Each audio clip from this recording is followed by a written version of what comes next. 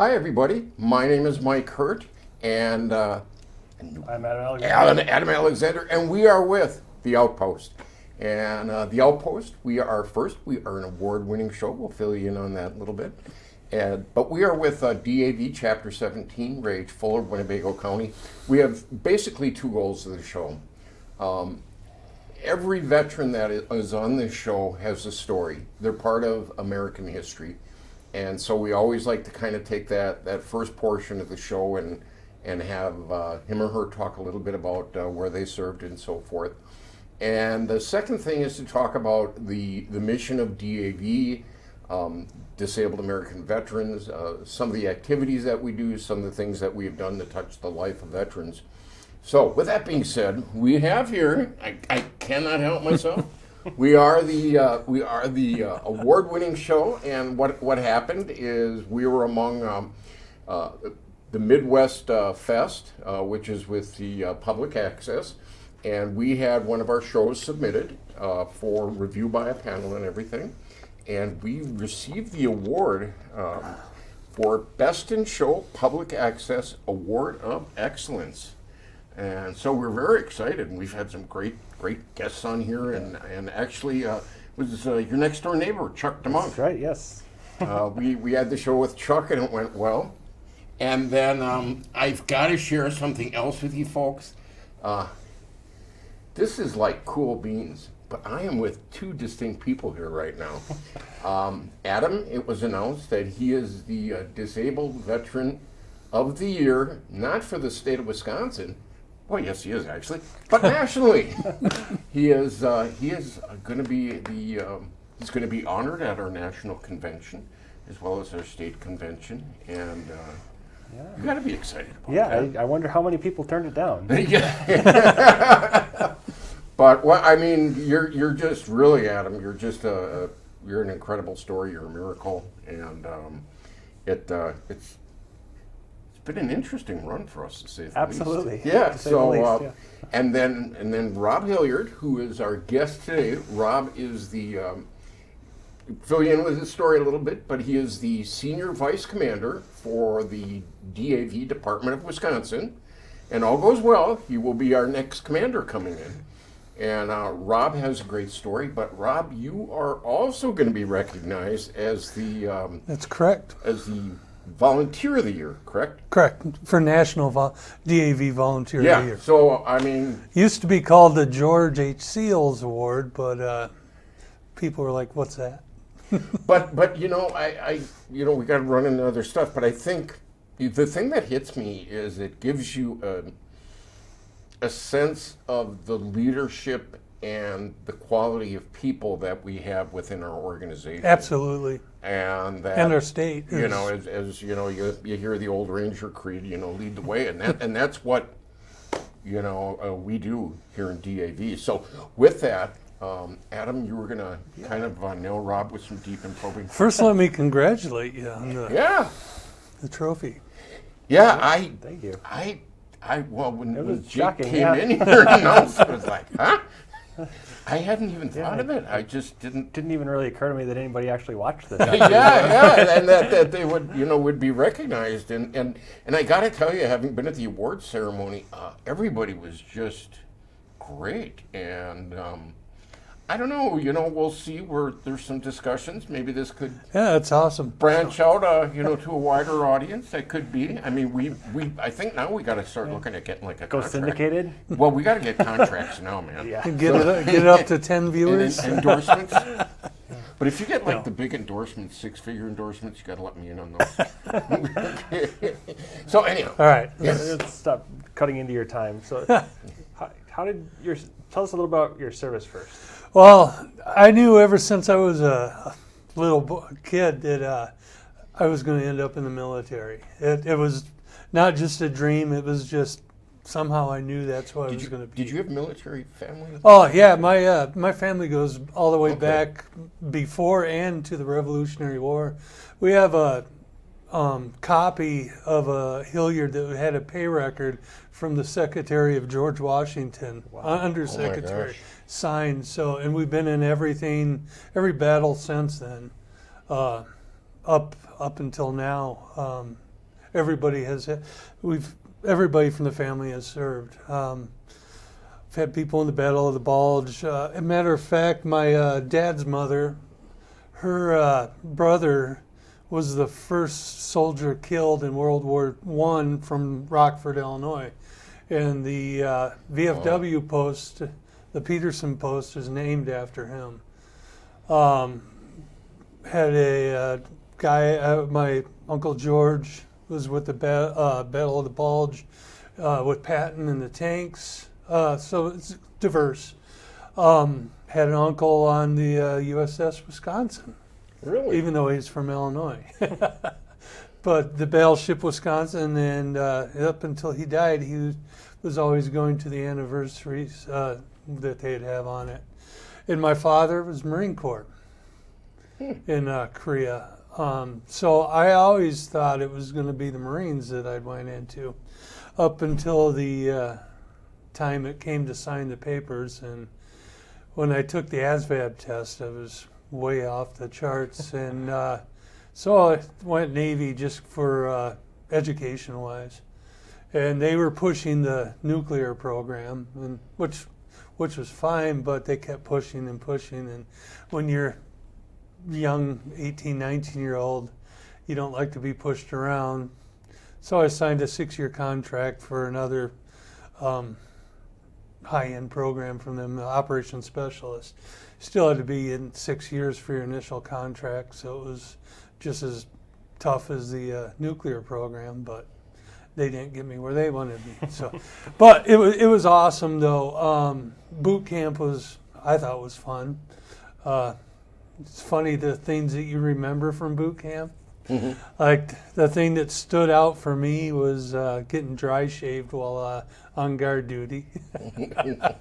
But back then I didn't have this. I had peach fuzz. I could go 5 days without doing it. And, Did they have beards back then in the Navy? No. Okay.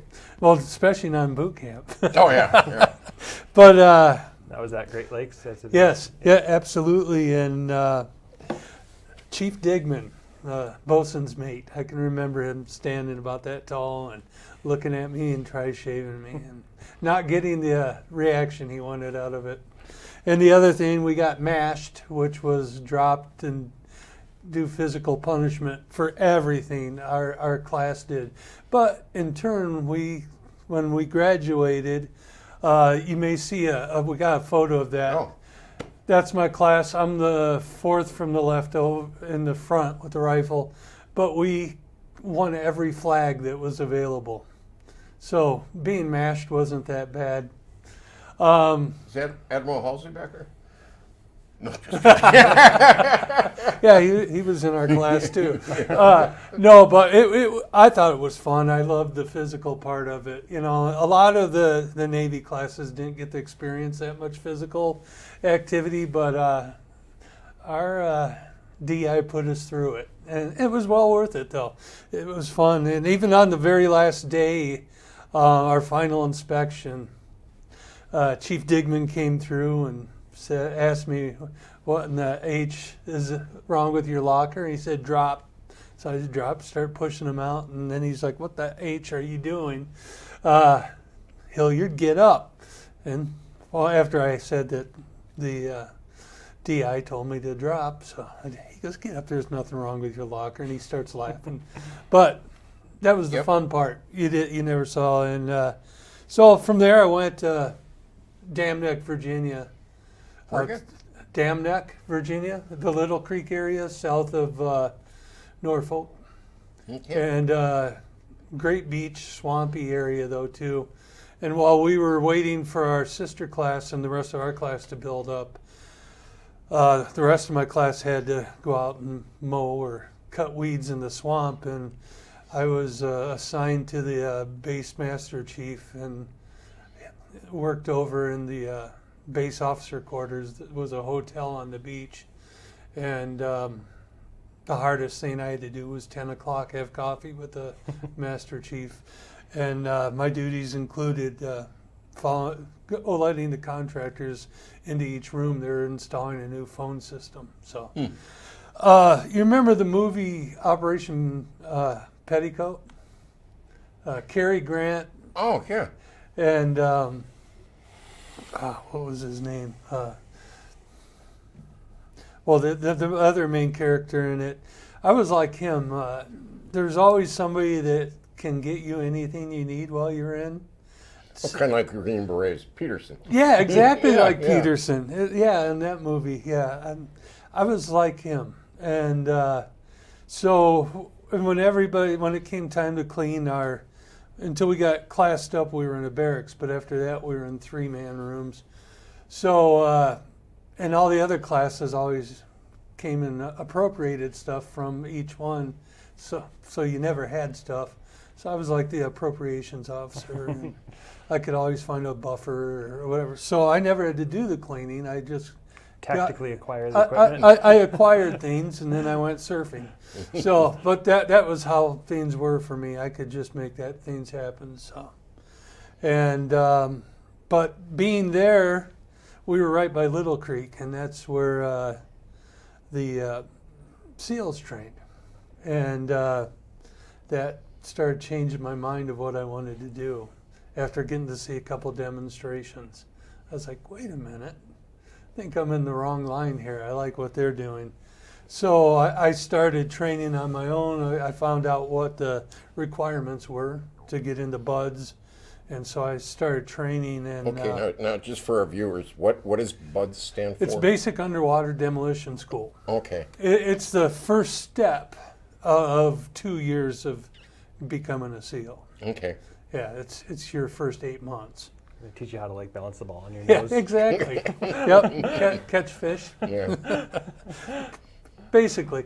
So one of the days I was out swimming in the surf, I got slammed into the bottom of the ocean floor, and ended up with a head. I was passed out on the beach. Well, actually, I walked back out into the water, but somehow I got turned around. But I was passed out on the beach for like 6 hours that day, and had a pretty significant head injury. But I Wow. didn't report it at the time because I didn't want to lose my Mhm. A school.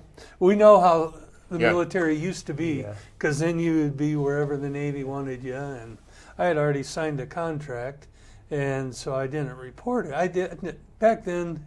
Head injury was a head injury. Drink some you know? water, take some We had- vitamin M. Exactly, that's how it was in football. I don't know how many times I got hit in football that way. So it was it's nothing. But I started to notice in our A school each week we had about 3 college courses that we had to study that you would do in a semester, but pass each week. So we were jamming stuff in, and up until that time, I didn't need to study. I just read it, take test, boom, I was done. And after the head injury, I was starting to like not remembering so well. I didn't put 2 and 2 together that it was the head injury that did this to me, but it became to where I had to start going to the mandatory study that I never went to before. Wow. But 20 years later, I found out it was my first TBI. But so to shorten this story, when we graduated, at this school you got to pick your duty station by your class rank, and I was always up between 1 and 3. And after the head injury, I had to really push to keep up there. But I picked a low-level area because I wanted to get out to the West Coast, to get closer to Coronado, to get to BUDS.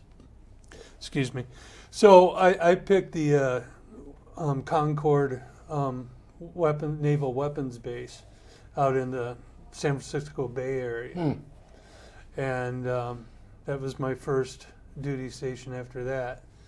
And then I was assigned to a ship there, the USS Haleakala, AE-25, and all we did was transport munitions out to other naval vessels, Okay. and did a lot of burials at sea and stuff like that. So, but a lot of times we couldn't pull into like San Diego because of what we were carrying. You know, could neither confirm or deny we had nuclear weapons on. But one of the one of the times we pulled away from there, and about a mile away from the dock, we went into general quarters. The main space in the engine flooded with 4 feet of fuel oil.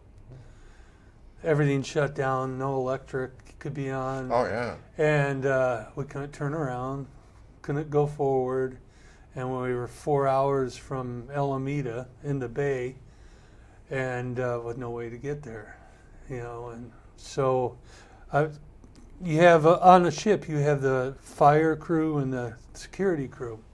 So we actually had to start on the security crew, started to secure people that were trying to jump off the boats. Like, where are you going to swim to?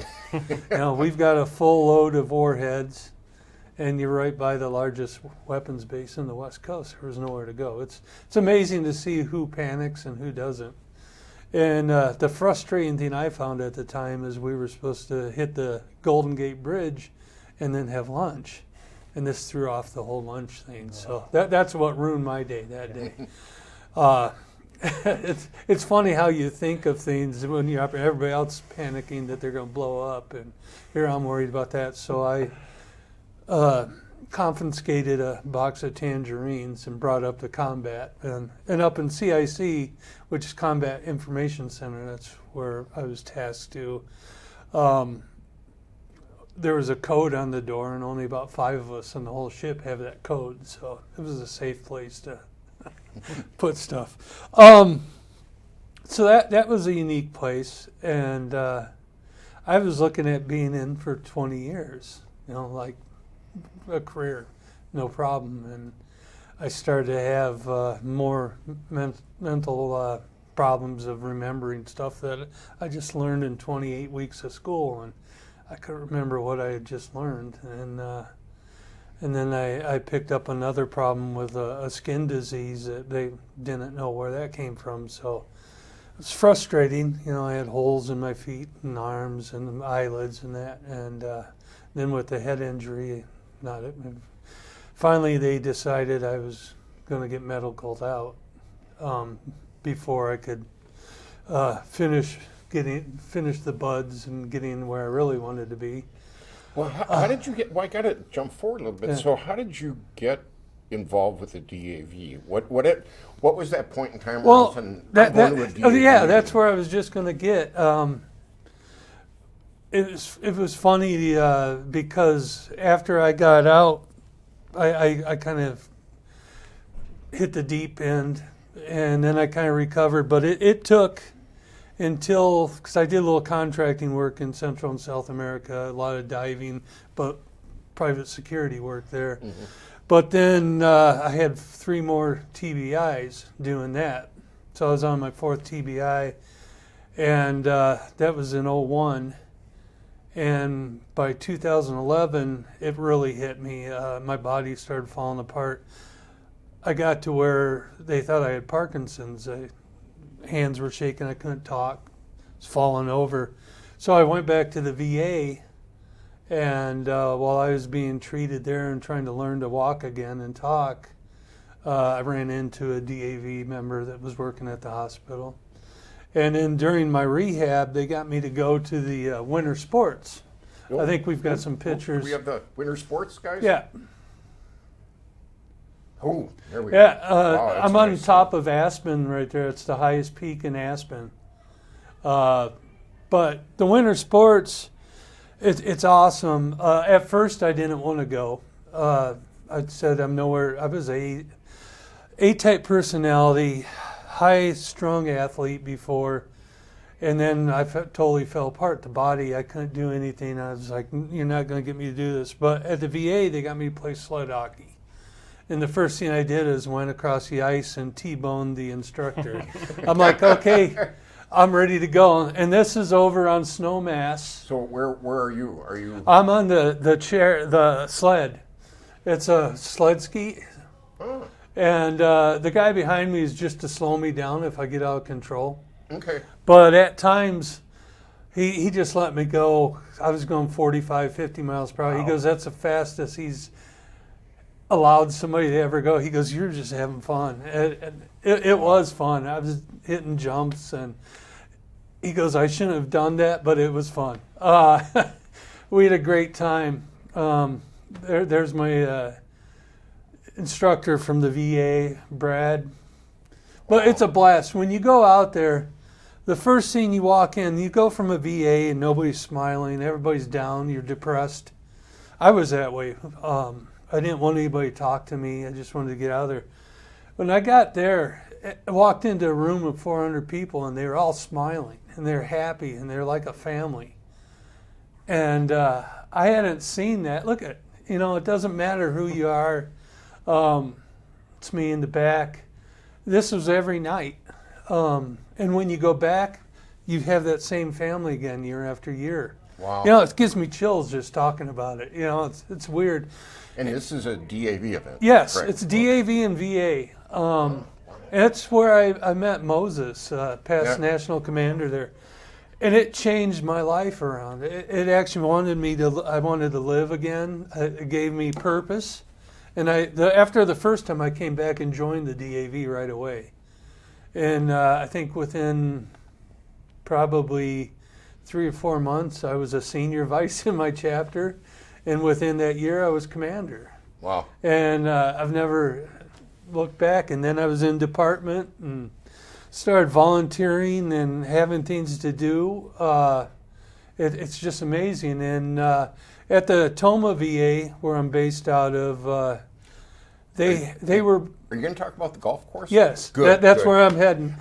They had a. just keep jumping. It was one of the few VAs. Well, there used to be 68 of them that had golf courses, and National VA closed all the golf courses. Said the VA couldn't be in the golf course business anymore, and we had a 9-hole one there, and I tried for 6 years to reopen that golf course. I had a congressman come to us. And this scene right here, it was after the golf course closed last year. I reopened it in October because there was a veteran in one of our CLCs that it was his last wish. He wanted to play one last time with his golf buddies. So I had already shut it down, but I reopened it just for them. I go, definitely. This is why I opened this course, was for that and therapy golf. But it was awesome. It was just great. These are his two buddies. They basically golfed. He was in late stage Parkinson. He sat in the Kubota but smiled and he mouthed off to them. It was such a fun day. It made everything, there he is in the cart there, and it made every 14-hour day I put into this and the 6 years of fighting the establishment to get this open worth it. Just that one day. But anyways, when right here was the grand opening, and then in the green cart we have the secretary of the VA. There's his security on the next to him. But in the back we have the next two carts. We had the national commander of the DAV and the national adjutant. So I was able to have this opening day golf outing and then paired veterans with each of those three guys that were in the rehab program. Wow. So they actually got to sit with them. Had a great day. It was a great day for golf, sunny, but we had some big stars there. Had the VISN director, Vicki Braun, was there also. Mm-hmm. And Renee from National VA. So it was a big success. I'm sitting here, I'm looking and I'm thinking to myself, we talk about together we make a difference in the life of veterans, and I'm seeing the pictures, and what really hits me is that when you got involved with DAV, you wanted to impact other veterans, and it's kind of funny because when you kind of worked through the golf course thing, the amount of lives that you were able to touch. Yeah, it is. And like I always say, I never did it for myself. It's been therapy for me to help other veterans, but everything I do is for my brothers and sisters.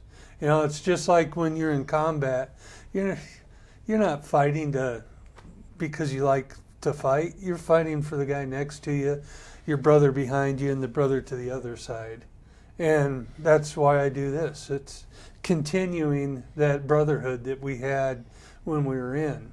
Mm-hmm. You know, and unfortunately I didn't get to carry that on the 20 plus years I wanted to, but I found a new way of serving. And that's by taking care of our brothers and sisters who don't know which avenue to go to get the help. That DAV is able to provide that to them. And it's rewarding.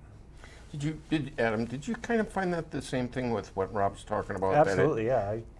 The military was done with me far sooner than I was done with Yep. it. And I missed that camaraderie after I was medically retired. And DAV got me that. Yeah, little sense it's of hard to camaraderie. understand unless you actually serve Right. that how you could miss something like that. But it's such a strong brotherhood. For sure. And that's at our this year when we've been talking at our district meetings and that, and when I've talked at them, I describe why I'm running for commander and I describe it as a family. We are a family. Oh yeah. And I want to build that family bigger and make it more family friendly because I want to keep the family part of it going, and I want everybody to feel they're part of that family. How are we doing for time? We got a couple minutes left. We got a couple, okay. So what about, just kind of honing things down? We got a sense of your history, you got a sense of some of the chapters, some of the DAV activities. What about, as we get in the last couple minutes, if you could just touch on what you've done within the department, and then all goes well, you become the next commander. What would you say is your vision for that next year or two? Yeah.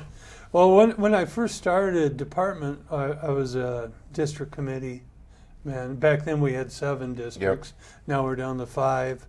Then I went to become a chair that you're sitting in now, a deputy BPTL. Mm-hmm. And running around with Al all over the I call it chasing hell. Yeah, exactly. and it really is. We have an unbelievable. He's been here. Al's been on the show. Our legislative director. So and it was a very important job. I loved working on the legislative parts because it was an important part for our fellow veterans. And then from there, I stepped up to become first junior vice.